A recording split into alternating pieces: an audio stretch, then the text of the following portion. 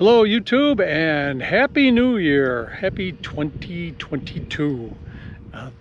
Now this is the first of the series for this year. This will be the fourth full year of me having tours of other people's buses on every Saturday morning. So if you're new here, I hope you enjoy the videos. Please consider subscribing and hit the bell wherever it is to get notified. So Alex said every Saturday morning throughout the year there will be a tour.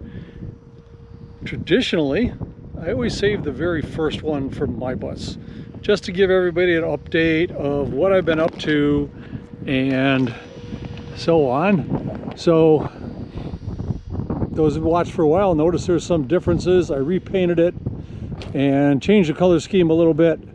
I did copper, got rid of the color changing. It was getting a little messed up.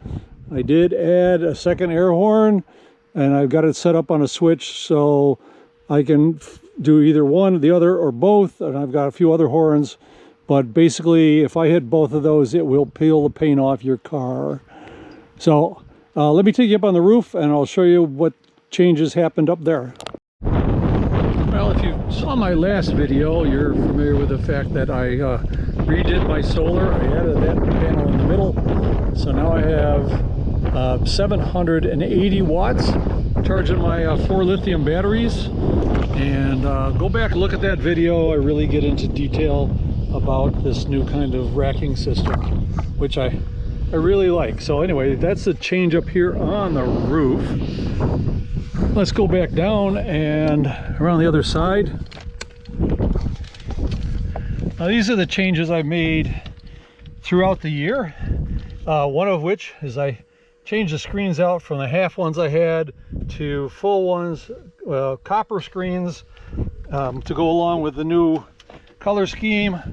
I sort of like that. I did add a fourth under storage, and I had a fabricator extend them out, so now they go all the way back to the frame. I bought them at Tractor Supply. They only went 18 inches, and so they now go back 24. Now last spring I went to AAA Bus, had them do some maintenance for me, and one of the things I had them do was pull out the wheelchair lift, and I put the wall up here for storage. This is an ongoing project right now. Is I put a vent here so that the generator that I just got this year will have air coming in. It's going to wire up to a fan to blow out to make positive pressure, and I got to punch a hole in the back for the exhaust. That way, the idea is I want to be able to, well, a lot of storage goes in here. Got it set up so that my I can put my, whoops, can't get that with one hand. I can, I've got a table so I can put the stand in there. I put my short step ladder, chairs, that kind of stuff in there. And the idea is I'm gonna do a little bit more work on it to get more, be able to store stuff in there a little bit. Right. Well, that's pretty much what I've changed on the outside. I did have somebody give me this year, which over the fuel door, I like that. That makes sense. But let's go on inside. Oh, I replaced the doors last spring too. They were rotted out at the bottom, and I got those at AAA. Now I can lock it. But just so you'll know, I didn't ever mention this before. See how that's bowed out, and this is pushed back. I had a little incident where in Oklahoma I hit, you know, there's the gutters along the edge of a road that get the storm water away. Out here in the west, they don't just drain into storm drains. Sometimes they go across the road. Well, I hit two of them on a cross street. Didn't see them coming. I was doing 20-25. Steep, high grade on that other road. Front end went up in the air. As it was coming down, the back end hit it, went up in the air, slammed the front end down, skimmed along on the tow hooks. I actually bent the tow hooks and bent the front frame piece to hold the engine mount, and busted my passenger side windshield. Oh, that was exciting. I'm glad I didn't do any more damage, but that was bad enough. But I was able to, got the AAA, got a new windshield, and super happy about it. All right, to get an idea, just here in my the driving area, I don't know if people that haven't seen this before, this is like all my hat storage up here, and I redid this as got rid of the metal, put in the wood, and a hummingbird just flew by. So while I'm driving, I've got GPS. This is a speaker for the CB, which is over here, backup camera, and a thing for my phone for Google Maps. And other than that, this is a standard chair, and for the most part it seems to work out real well. All right, let's get back in here and I'll show you around.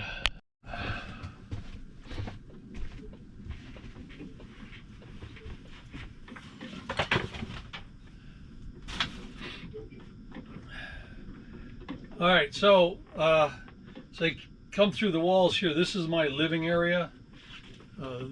This couch doubles as a bed. So if you follow along with me, you've seen my grandson and I on our ice cream tour last summer. Go ahead, look that up. We had a lot of fun. But this is his bed when we're doing that tour. Underneath here, I've got extra blankets on one side, a lot of the bigger tools on the other side. As you know, I travel around, I help people, I build a lot of stuff. So there's that. Now over here is my dining area, and I do have a big propane heater here. This is nice. I can fire this up and warm the bus up real quick using a bus fan to blow the air around. LED strips around both sides. Dining area is a breakfast table from a hotel I worked at.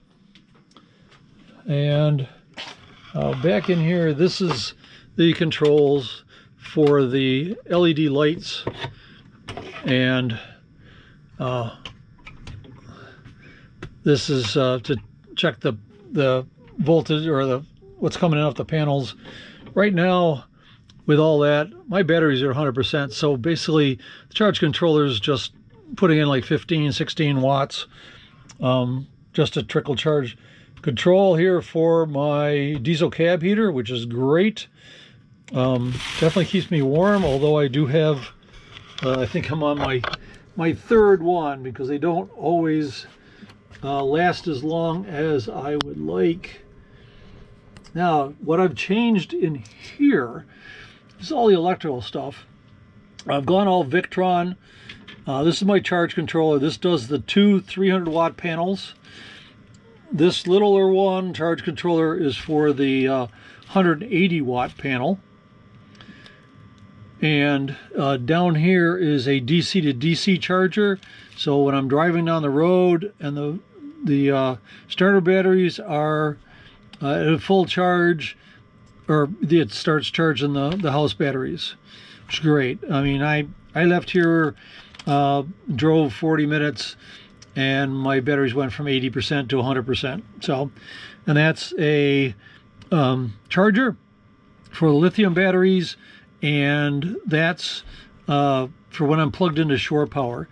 I do everything 12 volt. You notice there's no inverters, and that's on purpose.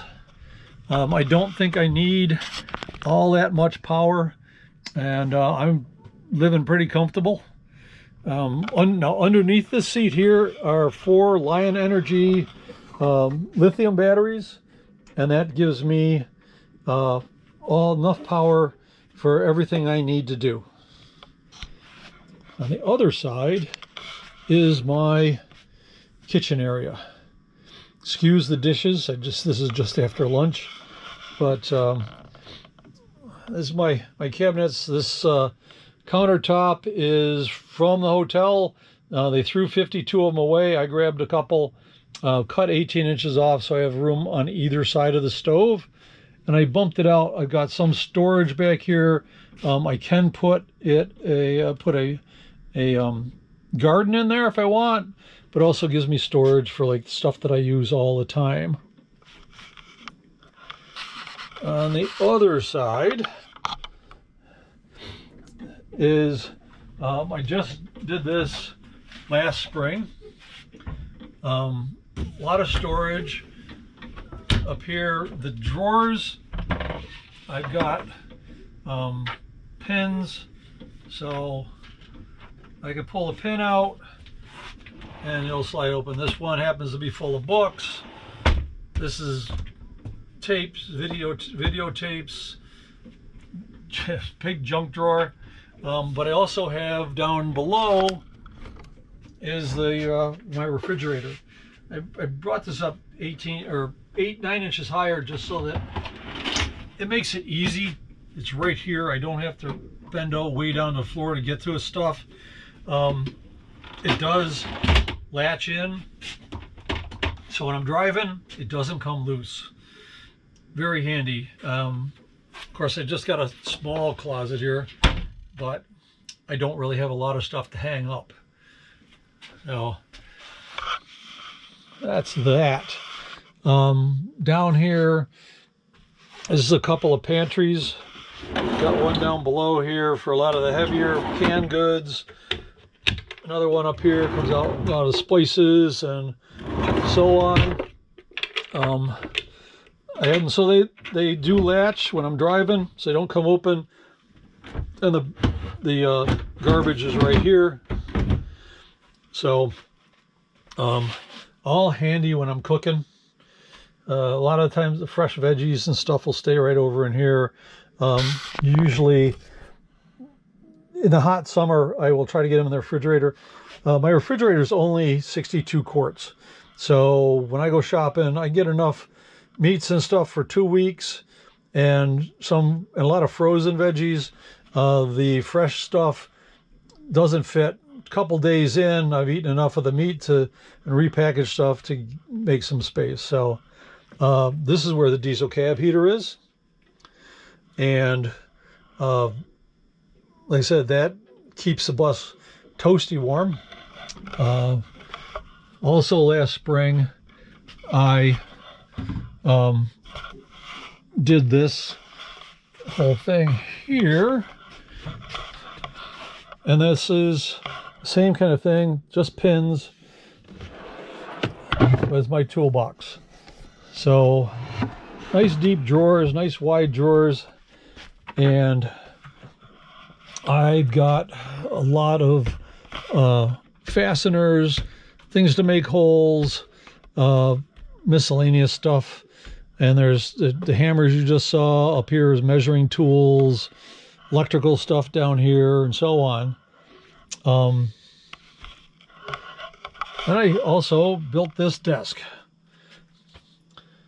So I can do a little bit of editing back here, or this computer I tend to use for an old website I maintain that's about to go away. So I'm just using the old computer for that. The newer one I use for editing, but it's a nice spot for me to do the editing.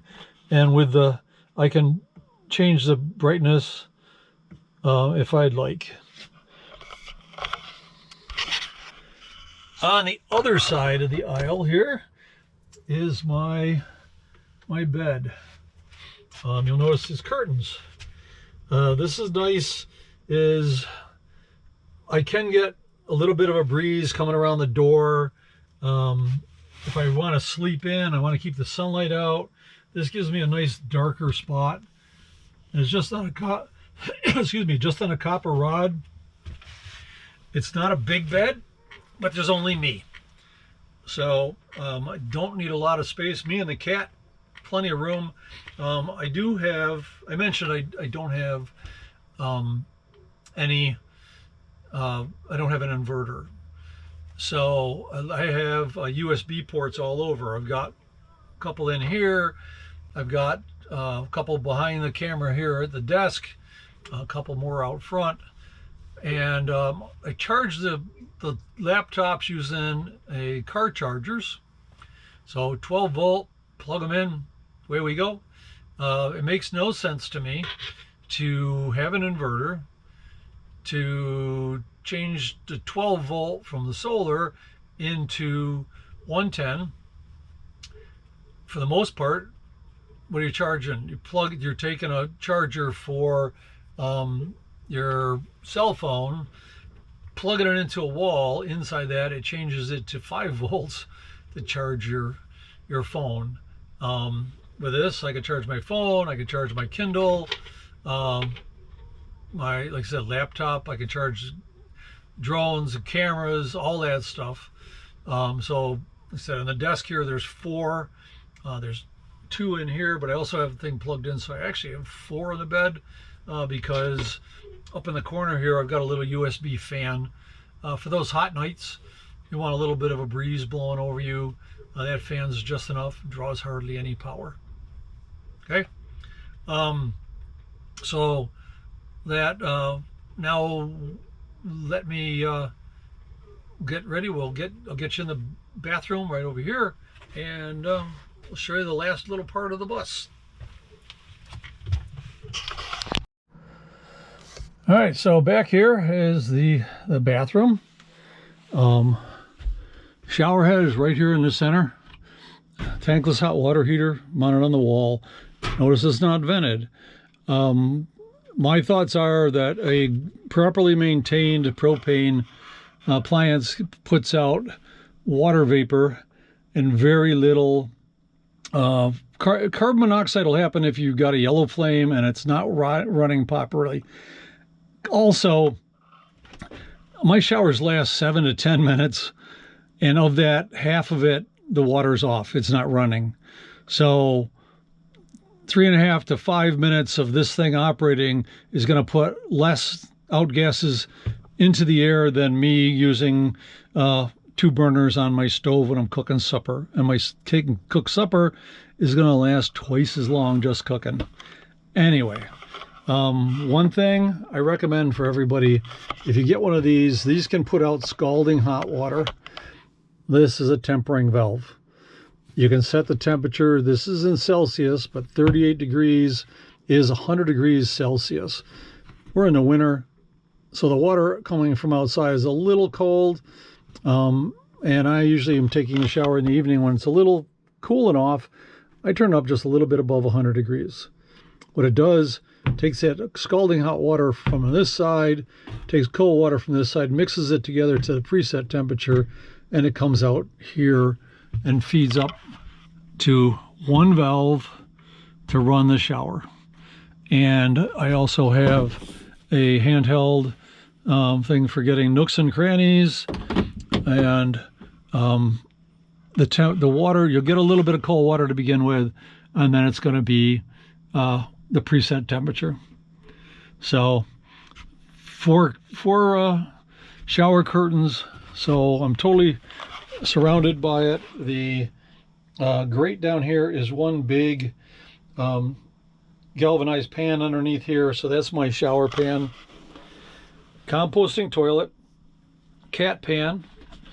At the back of the cat pan, there's a hole between the two, and up this plenum there is a solar powered marine bilge fan on the roof that runs 24/7, sucks air in through the cat pan, across the composting toilet, and up and out. You're never getting smells. The only thing that might smell is like my urinal, which is made out of a Frankenstein skull. But there's no trap. It just goes straight down into the gray water tank. So, all right. So that basically that's the tour of my rig and what's changed over the last couple of years. A lot of the changes were this past spring and right now. And let me sit down here. So what are we going to see in the coming year? Well, you may not know this, but I do a lot of recording of the tour videos at various schoolie gatherings. So the next bit you're going to see were filmed at Schoolie-Palooza 2021. And Schoolie-Palooza 2022 is coming up January 21st through the 31st up in Parker, Arizona. So a great place to get ideas. I don't record every single bus that's there. I just try to get as many as I possibly can. So if you see a desert kind of background, it's probably recorded there. Yeah, I also did some in July at a gathering in Indiana, and again another gathering up in the Upper Peninsula of Michigan, Schoolie UP. So if you're going to see a lot of green background, that's what you're going to see.